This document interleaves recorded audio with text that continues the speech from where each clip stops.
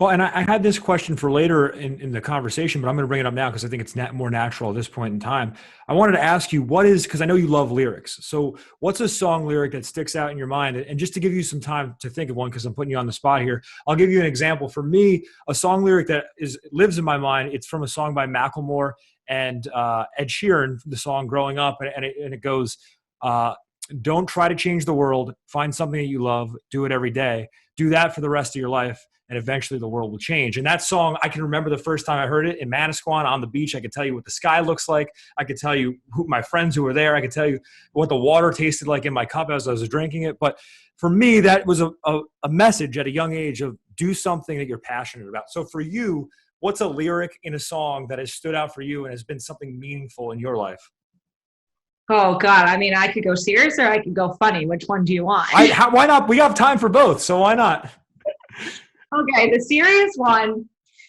This is such a weird one when I tell people this is my favorite song, but I'll Be by Edwin McCain is one of my favorite songs. And the lyric line that is, I'll be better when I'm older. And I think I always thought at a young age that I just needed to let time do its thing and that I would become a better person as I got older. But I think now the reason why I like that song is because, yes, I have learned every year, every month that I put into my life, I become a little bit better of a person because I'm learning and experience things. And that's something that I've always, kind of stuck to about living in the moment. And I think I had just said, okay, I'm going to be better at this point in my life. But there's no time to be better of yourself than there is in the present. And so that's something that I just always loved that song. And I'm sure if you asked me this and you gave me like a day to think about it, my answer would totally change, but that's my favorite song. Funny note, my favorite song in college, and I'm always saying this because I work with Katy Perry now, and she changed music for me as a pop star.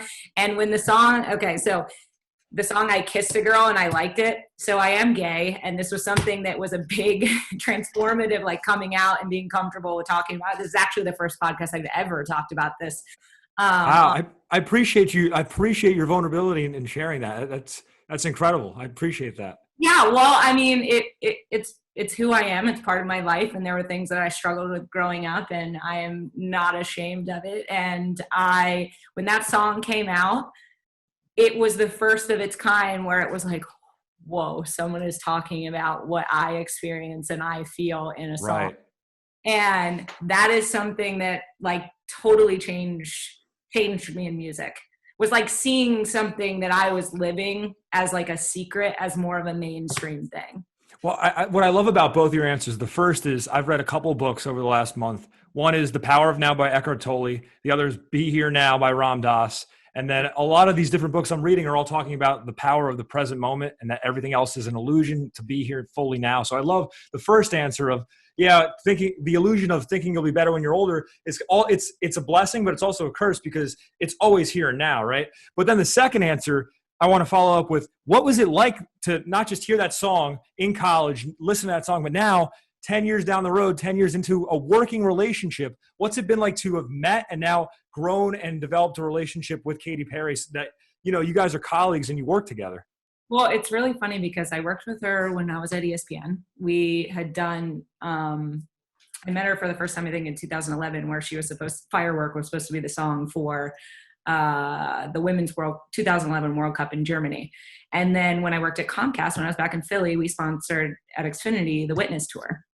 And so now here I am full circle, like directing videos with her and pieces of content. And I've always admired her. I think she has always paved the way in terms of pop music. And like in number one, she was the first female to rival Michael Jackson on the Billboard charts. And, creating this persona and this character, outside of who she was as a person inside and her story. It's been incredible. It's been incredible to develop a relationship with her and her management team and how they built this empire. And to say that I get to be a small part of it every day, that I work on her projects. And it's kind of a dream, actually. Well, in your career has spanned so many different areas. You know, it's touched so many different aspects, so many different things. Before we move on with career, though, I want to take it back to 2009, 2010, that time period, and overcoming cancer. Your final, I would say, experience with professional sports, which I found this story to be really cool, is you played professional football.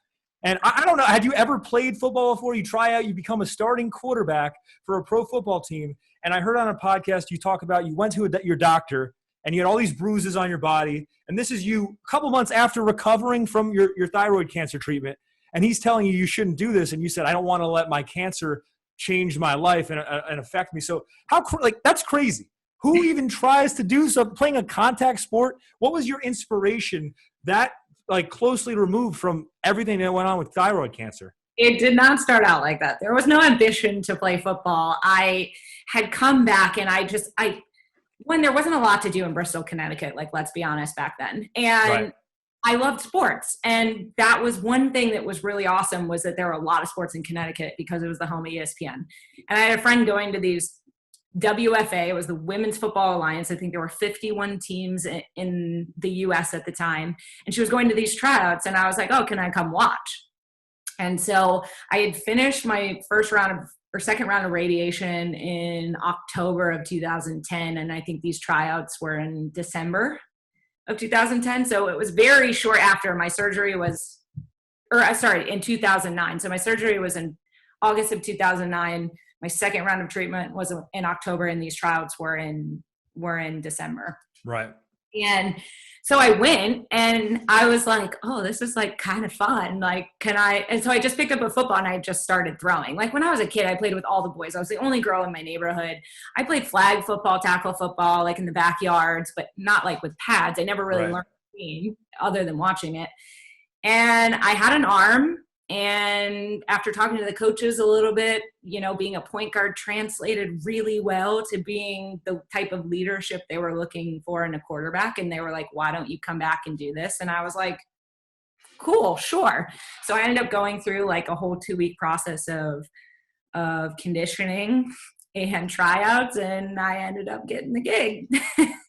I find that so remarkable to be able to play a sport you obviously had experience playing when you were younger, but everything you're going through at the time. And so for you, what was going on in your mind when you said that to your doctor, right? I don't want to let cancer affect my style of living, right?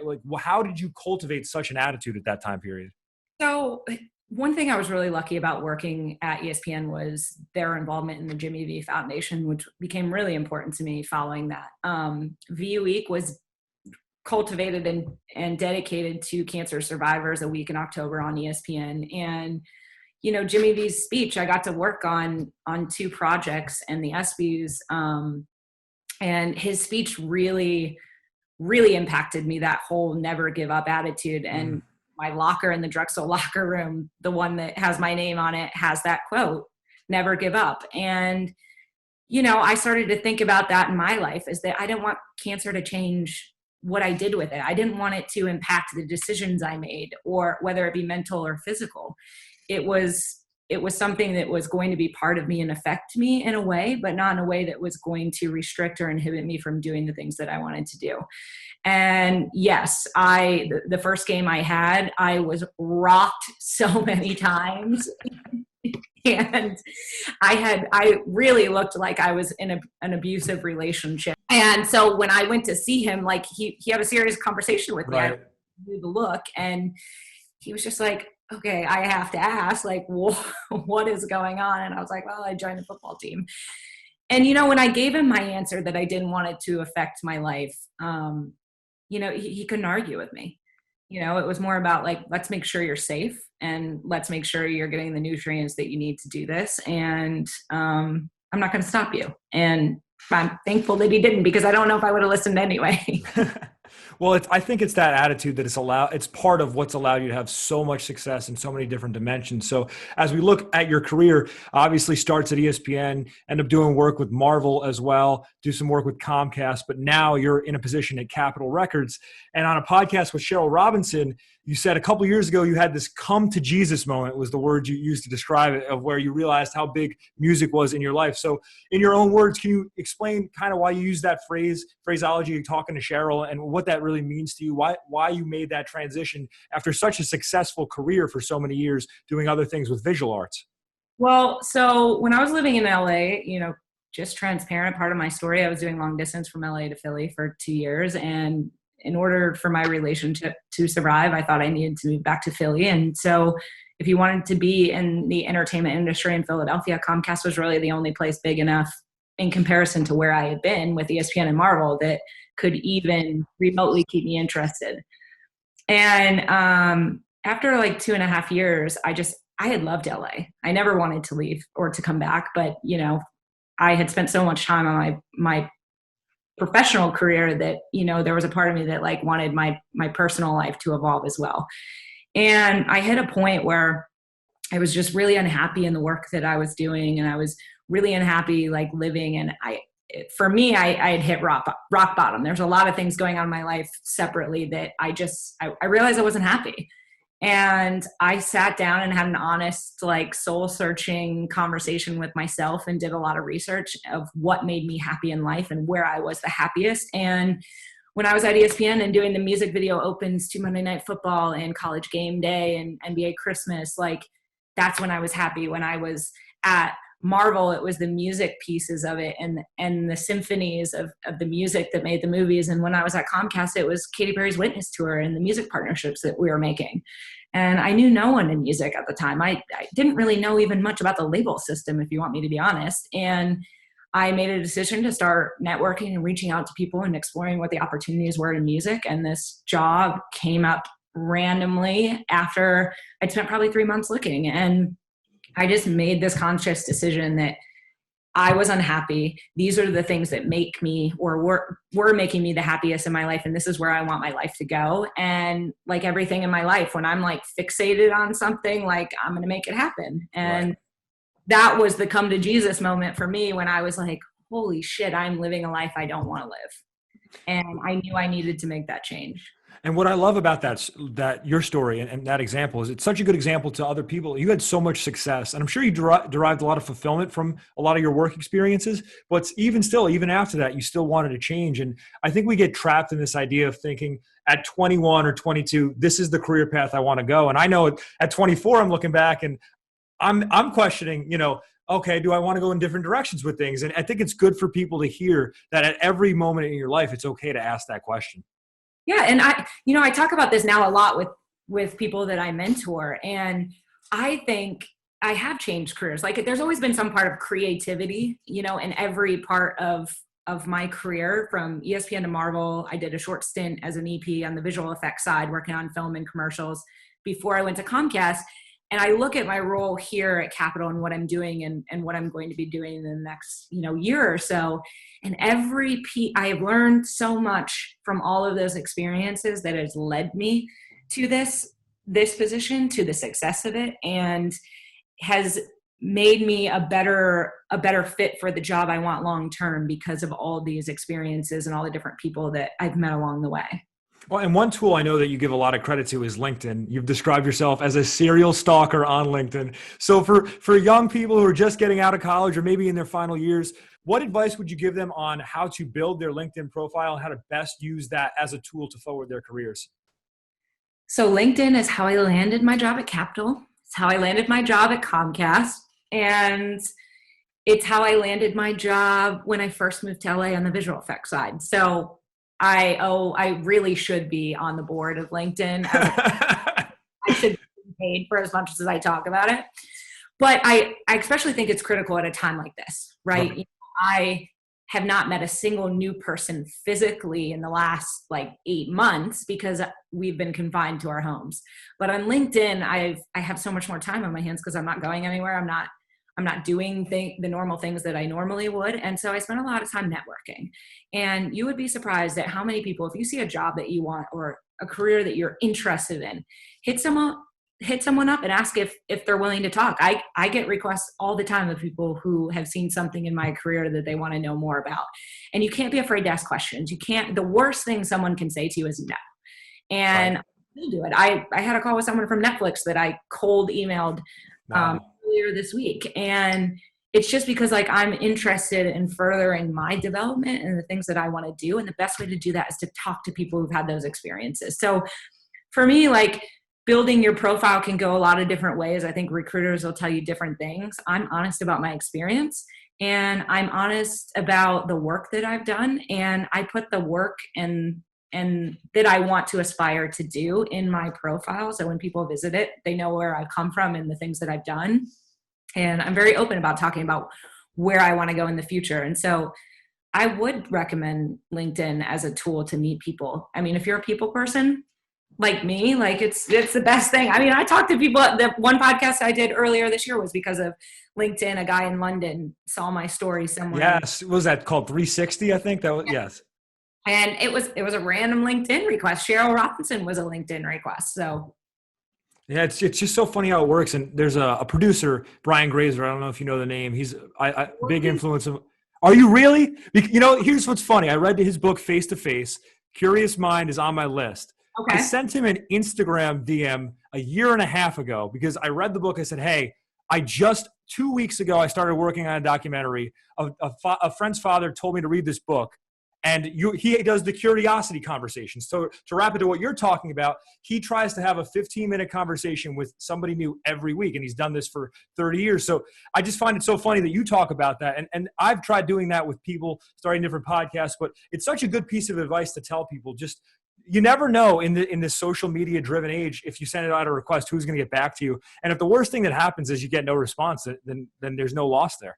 Yeah. And sometimes like, even if I'm not interested in having a conversation with someone, but LinkedIn, what I found really useful is when I'm following or connecting with people and the things that they share, especially in different industries, because I'm really focused on technological advancements and new creative and how we implement that into the music space.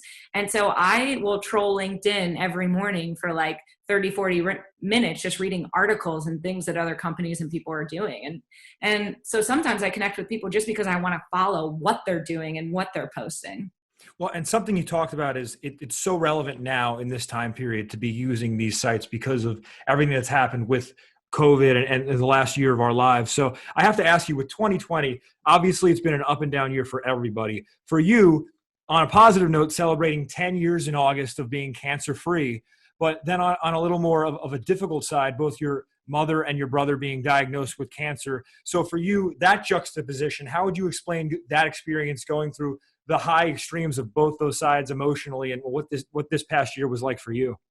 I think the worst part was the isolation from my family. So my brother was diagnosed with cancer in October of last year, and then my mom a week later was diagnosed.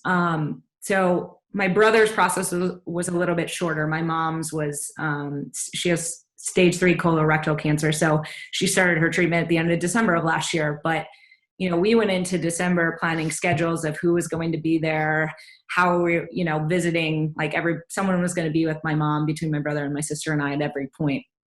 And I went to see her in February. And after that, you know, things fell apart. And I think that was the worst part for me, was not being able to be there for my mom, someone who was there for me every step of the way when I was ill. And to know that, you know, her experience, like 2 surgeries, 6 months of weekly chemo, a month of radiation, was just insane. And it really hurt me to not be able to show up physically for her. So we did as much as we could, you know, whether it was calls or calling every day or texting or whatever, just to try to keep her spirits up. But it was also a different year for me because I was celebrating 10 years in a year that, you know, my family was going through something. So I almost felt like it wasn't something I should be celebrating, you know? And that's when I started, like, I'm wearing this t-shirt right now because that's all I do is wear my own merch now. But I started a company, and it's a soft start called the Survivor Society. And I'd always wanted a lifestyle clothing brand, even before the pandemics. Like, lifestyle sweatsuits were my thing, and maybe that came from athletics. But it really was a company and a brand built on uniting and empowering and inspiring every survivor battle, no matter what stage of the process you're in. or if it's someone you know going through it. And even though it was founded on the basis of cancer, I think we're all survivors of something. You know, we all are surviving something, whether it is a pandemic or a mental illness or abuse or racial injustice, you know. So this brand is really important to me on a number of levels. And the goal of it is really to hope that I'm servicing, supporting, and giving strength and building a community around people who want to be active and helping each other. Well, that's perfect, because that was going to lead into my next couple of questions about Survivor Society. And since you mentioned the three pillars, how did you decide on those three pillars: service, strength, and support? And what do they mean to you in terms of how you make decisions for your brand and for your company? So the Survivor, like when I was coming into this, like what's the name that resonates? And Survivor to me, like, you know, it's a word that is kind of sensitive or interpreted in different ways to people. Some people, you know, if you're a victim of sexual assault, being a survivor, you know, in past years has not always been something to celebrate, even though it should be. You know, some people are embarrassed about their experiences, and the same in the cancer world. You know, and I think we're now at a time with social media where we're sharing our stories and our narratives is so important. And so when I was looking at the Survivor Society and how I wanted to build this community, because I do think there's strength in numbers and we should never battle or go through anything alone. And that's the community I wanted to build. And this triangular shape, when I was making the logo, I was like, okay, I want this to stand for something. Yes, it is an S on my chest. There's some sort of like my past experience of the superhero world and that aspect, but also, you know, service being a piece of it. I decided on that because service means so much to me now later on in life. I want to service people. I want to help. I have learned and done so many things in my career that I'm at a point where now I can start to give back. And this is one of those ways, I hope. Support, I think of all the things that I've been through in my life, and without the support of other people that I have gotten, I would not be here. And so I think that is really critical in anybody's like misfortunes or challenges in life, is having the right support. And then I think at the end of it, it is strength. It's having strength in yourself. It's believing in yourself. And it has a lot to do with the attitude that you bring to the table every day. And those three things really kind of make up everything that I want this brand to stand for. It means a lot of different things for me. And the goal is really to create merch, working with different artists, because that's another piece of me, really cool people creating artwork. And so the first collection we did was for breast cancer awareness with artist out of London. And she's really, you know, she had her own survivor experiences with family members, and she's really focused on her artwork and female body and female issues, whether it relates to different types of cancers or things that relate to the things you go through as a woman.